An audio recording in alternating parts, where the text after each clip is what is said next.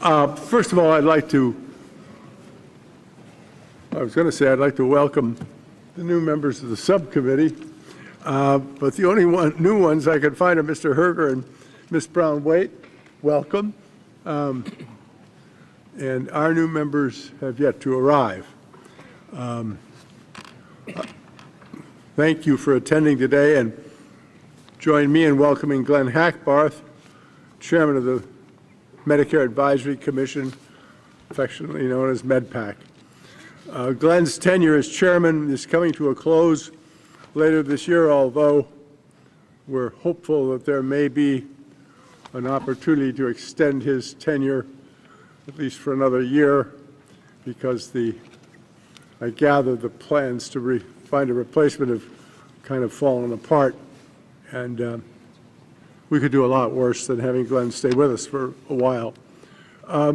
Also, the staff of MedPAC and the commission, I'm not sure all of you know, but the commission is broadly representative of providers of all types, regions, rural, inner city, profit, not-for-profit. It is as representative a board, I think, as we could find in looking at our health delivery system. We've got a busy year ahead of us, and in order to reach those goals, we're going to have to get through some tough issues, and a lot of sacred cows are going to be on the table.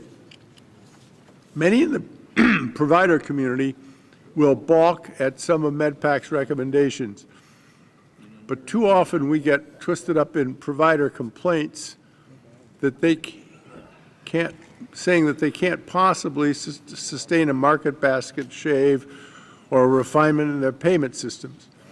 That's why it's good to have MedPAC remind us of how high some of the margins get, or how out of kilter the payment system is, and that our job is to ensure that Medicare maintains access and is a prudent purchaser of medical care.